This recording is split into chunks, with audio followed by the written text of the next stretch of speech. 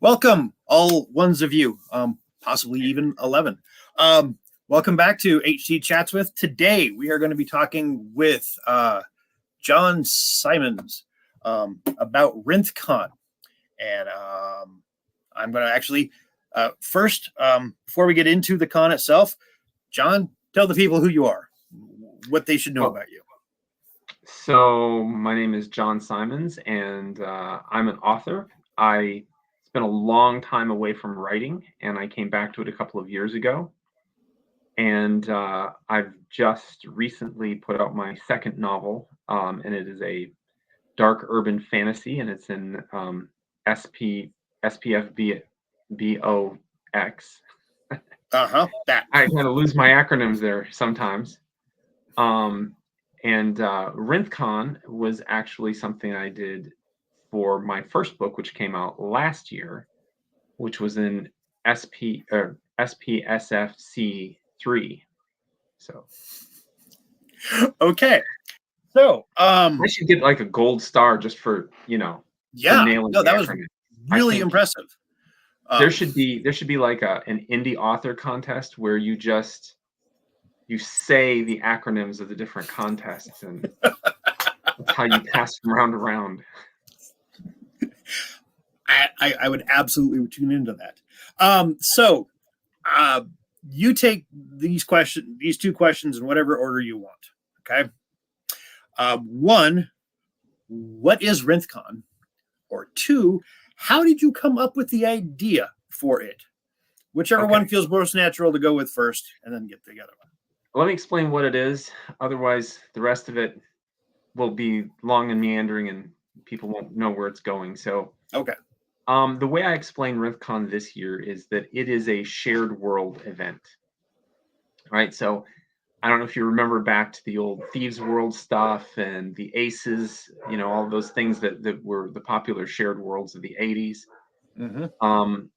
But those took place in a common area where different authors were writing stories about it, and they had certain common characters. RinthCon is a little bit different, though, because it's a specific event that takes place over a 5-day period. And the trope here is that it is a science fiction convention 300 years in the future.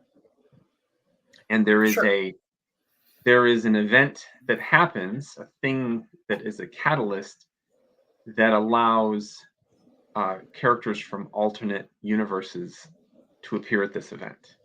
And that, of course, means characters from books. And so that is the central trope behind it. And so what's different about this is where you'd buy a book of Thieves World, and you'd have all these stories that were in it.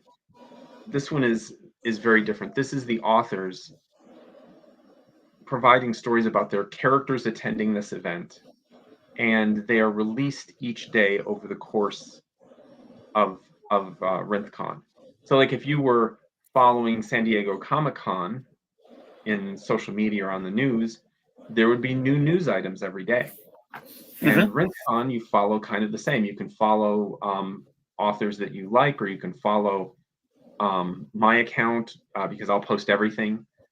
And then you can see these stories serialized every day over the course of the five days. And some are just going to be one-shot vignettes, and some are going to have plot lines that develop over a few days. So, and there's a lot of different things going on. So that's the basic idea behind it. Okay. And it doesn't cost you anything. It's the only big sci-fi con you can go to, and there's no costs. You don't even you don't even have to pay for, like, a $10 hot dog. So unless you want to, you could probably go find one somewhere. You could put yourself in the mood by going out and buying some expensive hot dogs, really bad ones, and some soggy French fries, and you could feel like you were there. There you okay. So now, how did you come up with the idea then? So it might help to give you a little bit of background about me. By all means. I had a comic book store for 16 years. And I mean, that's bad enough, right? Yeah. So you're wildly wealthy. Yeah, right. And I love irony. So I had a comic book store, and there was no place in Houston that to go, to liquidate your books. I mean, there was no, Mhm. usually you go to an event to get rid of your overstock and to deal in your higher dollar items. There was no place like that. And the local organizers, they ran very small things and they didn't seem to have a plan. So I started a comic convention. And I started in 2008, and it did really well. It became the big Comic Con in Houston, and it's still here. It still is, but I sold it off in 2018. And after I did that, I went back to writing, Mhm. and I wrote one novel and decided I wasn't going to publish it, and like many do. And then I wrote a second novel, and I'm like, what am I going to do? What am I going to do to launch this novel? Right? Nobody knows me as Mhm. an author anyway. And I had these ideas of funny little stories, like what if my characters had gone to a sci-fi convention in their world? What would it be like? Thought that was kind of funny, so I started mapping out a few of these to use as a launch event for my book. And the book is called Explorers of Rinth. And then I thought, this will feel a lot more like a con if there's other people involved. Like any con, you want other Sure. people involved. So I started asking people. And this is a journey that was much like me originally doing a convention in a city where there are no comic conventions. It Mhm. was like, let's do this. And people are like, what are you talking about? Like, you try to explain this, and they're like, I don't really see how this goes. Uh-huh. What do you mean? Maybe after I see how it goes for a year or two. Sure. But I had a few who signed on, and the big surprise was that I went ahead and I asked Jim Butcher, who Mhm. is he's the thing about Jim Butcher in the industry that's different from like any other big name author is he likes to support small conventions. Sure. And he'd been to Comic Palooza before, which was the Mhm. convention I started. And so I had the email address for his assistant, because you don't get his email address ever. Shock. Yeah. And so I emailed her and she said, "Oh no, he's busy. He can't do Mhm. this." And then like 6 weeks later, I get an email saying, "Yeah, he thinks this would be a hoot, and he's going to do it." I'm like, Okay. "Woohoo!" Yeah. So it was about 7 or 8 creators the first year, Mhm. and one of them was Jim Butcher. And so we came out with it, and then after the event was over, I went ahead and I collected it into an anthology, and that is called the Collected RinthCon 2323, because it takes place Okay. 300 years in the future. Right. And so I put that out, and that has gotten quite a few downloads. It's a free download. You Mhm. can go to Amazon for it, or you can go to my website, either place. And it's gotten quite a bit of attention. Cool. And Yeah, I got it last weekend. So I've read hopefully, like 2 pages. So well, it's flash fiction, so you're yeah. 10% of the way through, right? Oh, okay. There we go. All right. Yeah. So and actually the Collected RinthCon has had more reviews now than either of my books. So, you Oh, know. well, okay. All right. So Um, I've got a couple more. I've got another question about RinthCon and stuff, but I wanted to ask. as many as you I'm like. just curious. Um, oh, any chance have you seen the video that Joe Byrne and I did a couple weeks ago about Jim Butcher? No, I didn't see that. Okay, all right. That's And not at and all I surprising. follow I Excuse follow me. Byrne. I Oh, follow Byrne mhm. on Twitter, X, Yeah. and we interact a lot. And Okay. I have already kind of pointed out to him that he's really terrible about promoting when he's on a video for something. hmm So So, okay. I was just curious what you thought of our takes, but like 99.9% of the universe, you have no idea that we did it. So that's fine. But I wish that I did, because Okay. that would have been cool. And All right. I will definitely hunt it down and and share it. And then tell us when we're wrong. I actually did get cornered by a friend this weekend too, with a list of things that we got wrong about Butcher. She didn't convince me, but she felt better, I think, getting it off her chest. So, okay, now back to this. So you said, what was it, 6 or 7 other creators last year? Yeah, including a cartoonist. Oh wow. Okay. Yeah. Now, so it has pictures. There you go. Okay, even better now. So this year, I understand it. It's grown a little bit. Yeah, so we've got about 25 participants this year. Yeah. So, and so I was, like I said, I entered my latest book, which I'm not gratuitously plugging at all. No. Not a bit. So anyway, I entered that in SPFBOX, and I was in there's cross promotion channels in every author Discord anywhere. And they were talking about all these different things. And I said, oh, you know what I did last year? I did this and this and this. I was doing, I told them about RinthCon. And at that point, I had someone ask if I was doing RinthCon again. And I wasn't sure, right? Sure. But I mentioned it, and I was immediately like, oh, I'd love that. That sounds like fun. Da da da. So I'm like, okay, I'll do RinthCon again. Sure. And the folks in the blog off, quite a few of them signed on, and I have people who've already got all their stories in, and it's not even August yet. So I mean, it's going great. Last year was everything down to the wire. I was the only one with anything written ahead of time, and so I think it's doing fantastic. And there could be a last minute change. Somebody could come on tomorrow and say they want to join, and somebody else could say, oh, something's come up, I can't. And that's fine. Because it's a very it's a confederated event. It's kind of loose like that, so it's perfectly fine. Yeah. But what would a con be without a last minute cancellation? That's right. But everybody seems pretty committed at this point, and I've got whole sets of stories in. So it's pretty interesting. We also have a sponsor. Oh, nice. Yes. We still have to work out what that exactly means, because we don't really have costs. Sure. I mean, it's not like a real con where I'm betting my house on it. Right.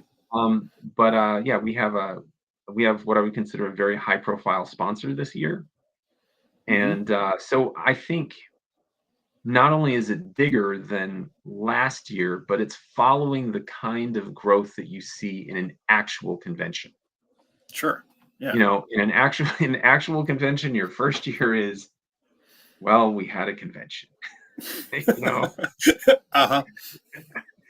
And then usually it gains some traction in the second year, and I'm really pleased at the amount that we've received so far. And I think there could still be some pleasant surprises ahead, but it means that this kind of growth shows me that there could be a real future here for an event like this. Sure.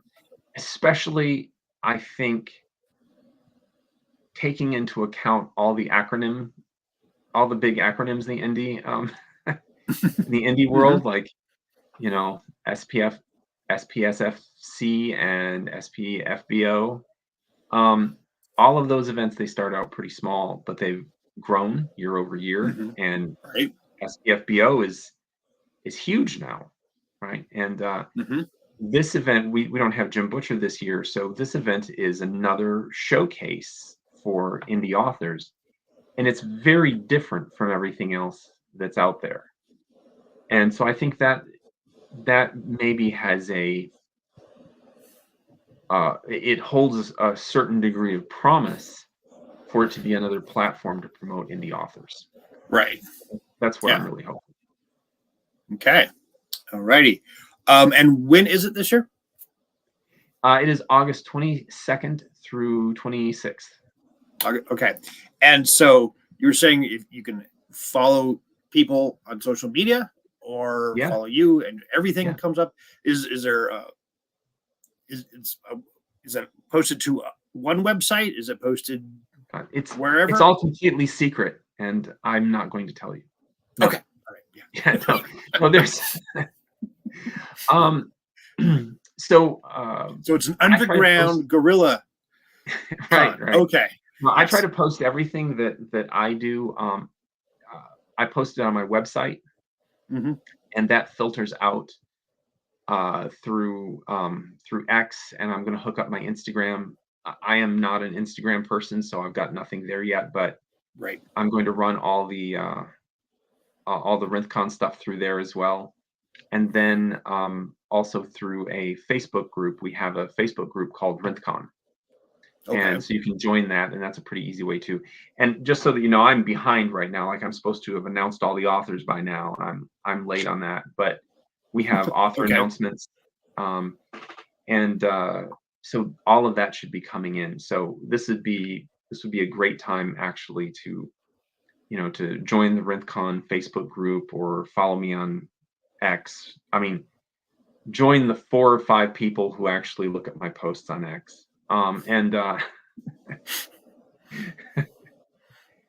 and but it's not too hard. And then there's like I said, there's my website. Everything will be coming up on the blog part, which I basically only use around August and September for RinthCon and stuff like that. Okay. All righty. Okay. Let's see. That is all the questions, and then a couple more that I had. So, what else do you want people to know about RinthCon? Anything else? Well, I don't know. I mean, it's going to be cool. There you go. Who doesn't one wanna be thing cool? I'm hoping. What was that? Who doesn't want to be cool? Yeah. One thing I'm really hoping to have done before the event takes off is I want to have a Goodreads list put together for RinthCon Oh, so that nice. you could go to Goodreads. I don't have that up yet, and if anybody would Mhm. like to volunteer, that would be awesome. We could use volunteers, but the idea is that you'd be able to go to Goodreads and find a list of all the books that have characters from them in RinthCon. Like I Nice. have 2 books this year. I have my latest one, which is the Saga of Bjorn Unfrid, and then of course I have Explorers of Rinth, which Mhm. I pull characters from. It's in that universe, so. And then different authors are bringing in different numbers of characters. Some have one they bring in, and others are bringing in multiples and from different books. Mhm. And so I think that would be a really kind of cool thing to go along with Yeah. the event itself. Sure. So, the only thing and I think we have a comic book art. I think we have some comic book stuff this year too. Oh. So last year we had a cartoonist, Mhm. and the guy he's a local cartoonist, and but he does like a daily cartoon strip, that kind of thing. Mhm. And I remember when he started what, like 6 or 8 years ago, something like that. And he started at Comic Palooza, right? My event. He was doing this daily strip about ants, and I'm like, ants. Okay. Mhm. Okay. And but he's really funny. He got really good over the years. Mhm. And so he just, he said he'd be happy to be in it. So he has 5 strips. He did 1 strip each day. And so we had that last year, and that's Charmy's Army. It was really cute. And this year, I believe we have somebody who's doing some comic book pages that are going to Mhm. be in it. What con would what kind of con do you have without any sort of comic book or art? So Sure. I'm Sure. very Yeah. happy to get that. Now I'm just Okay. waiting for the cosplayers to start joining in, right? Right. Yeah. That'd be the ideal thing, getting people to cosplay the characters in RinthCon. So. Sure. Yeah. No. That's goal for next year, right? And then merch. Right. You got to got merch, right? I've had ideas for merch. I thought it'd be really cool to have some virtual merch since it's a virtual con. Like some, mm-hmm. Some. I can't even think the name of them.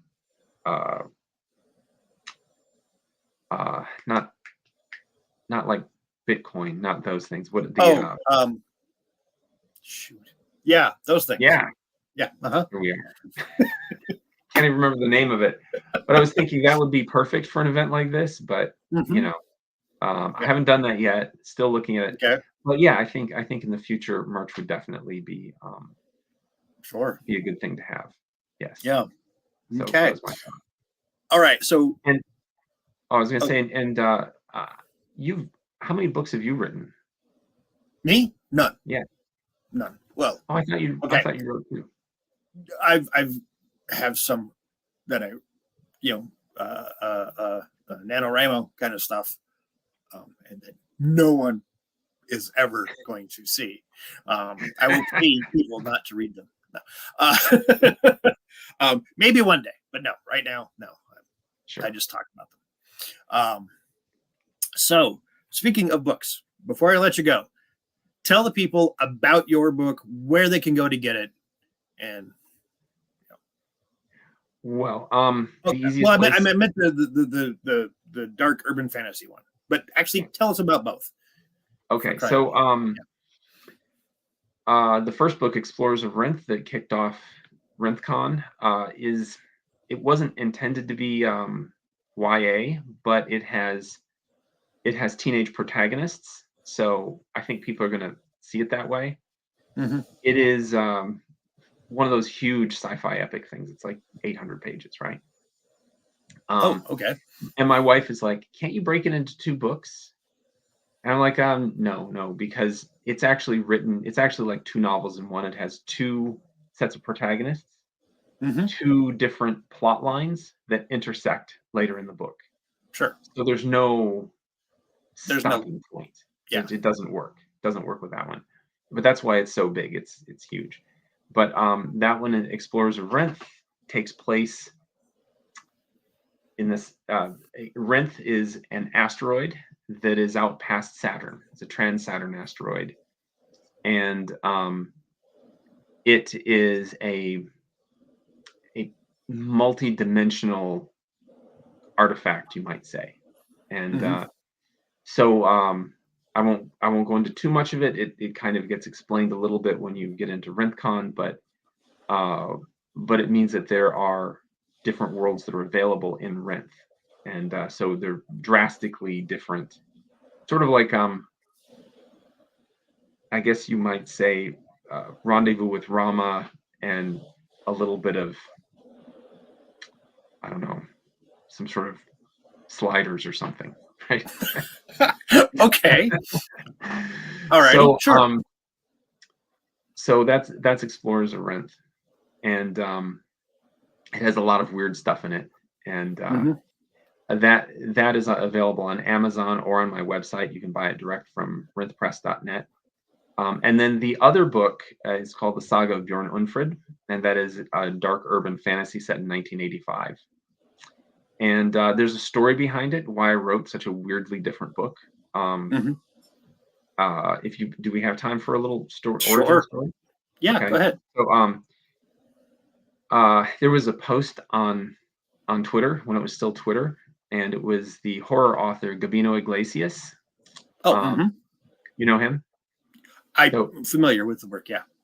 So he posted, he went to the Bram Stoker Awards, and so he posted this little story because he had landed at the airport and he took the cab from the airport to the hotel, and when the cabbie found out that he was a writer, the cabbie said, "Well, if you want to make money, you should use one of these ideas." And then the cabbie told him 3 different ideas to make money, right?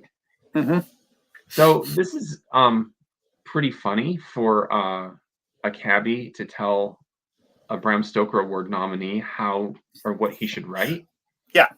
So of course he posted it on X, and two of the ideas I don't even remember, but the third idea was just kind of insane, weirdly specific and nutty. And so I was like, I replied and I said, I would read this story. And a bunch of other people said, yeah, I would read it too. And I'm like, oh man, I think we're going to get an anthology. You know, we're going to get people writing this, but nobody did it. So I decided I would do it. Sure. And so the thing that the cabbie told Gabino Iglesias to write was a story about flying Viking criminals from Toronto.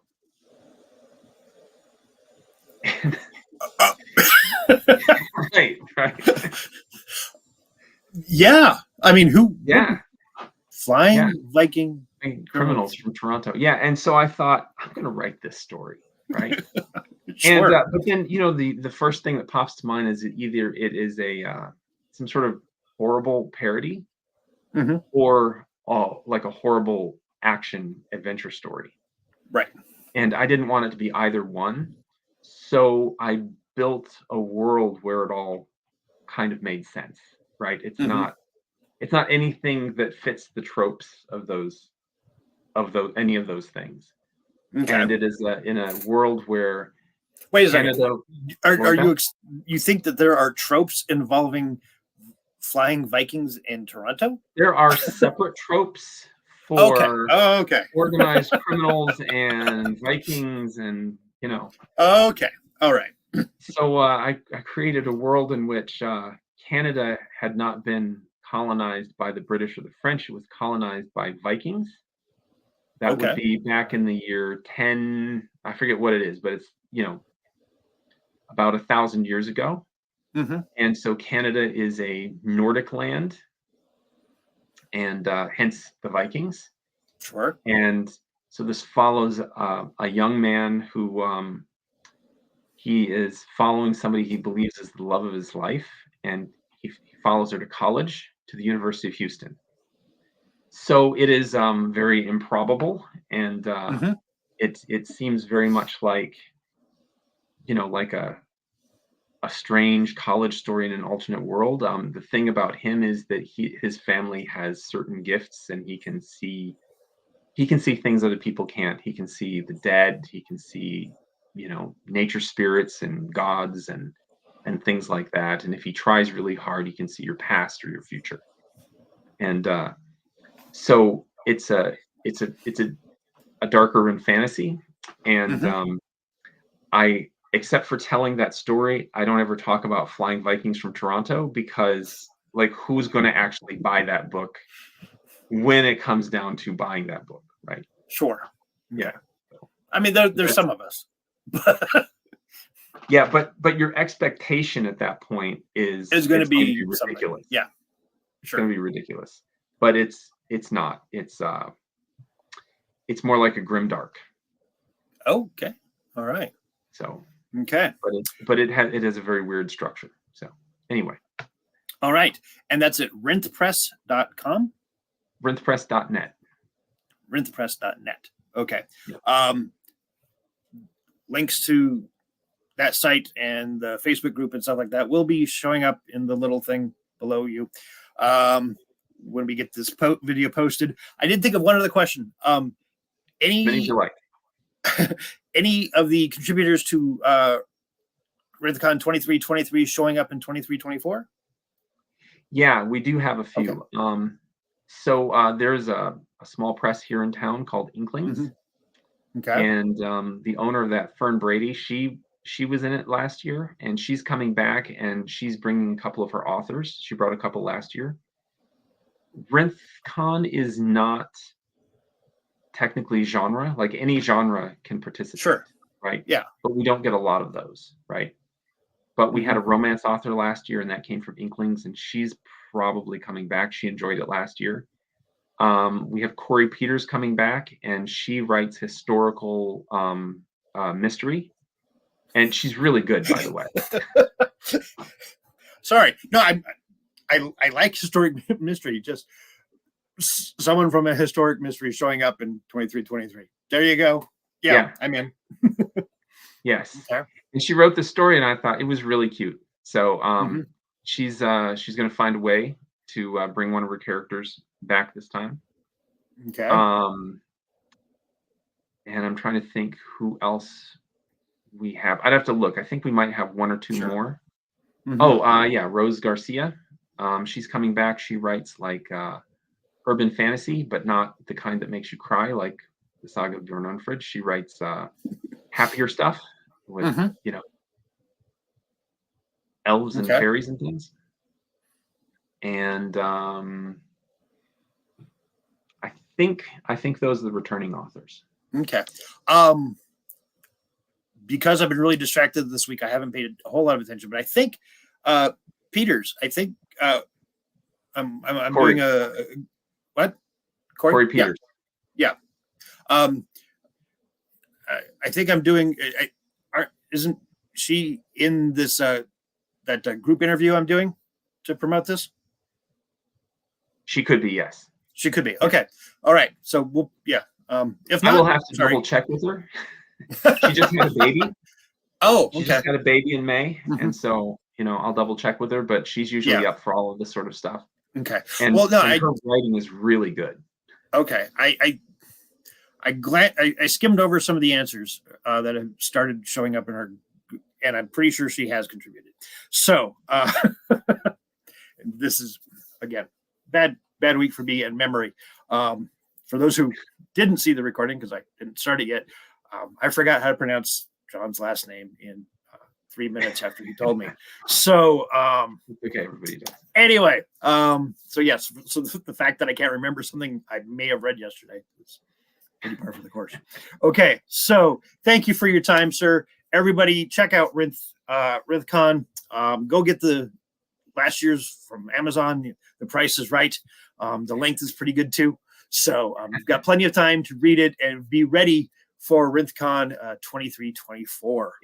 But if you don't have time to read it, you can still check out 23-24. And it's a standalone. It's a standalone con. Yeah. Okay. No continuity to last year's. If there is some, sure, you don't have some. You can. Okay. There's multiple entry points. Okay. Excellent. All right. Thank you, John. I appreciate your time, and let me end. Thank you very much.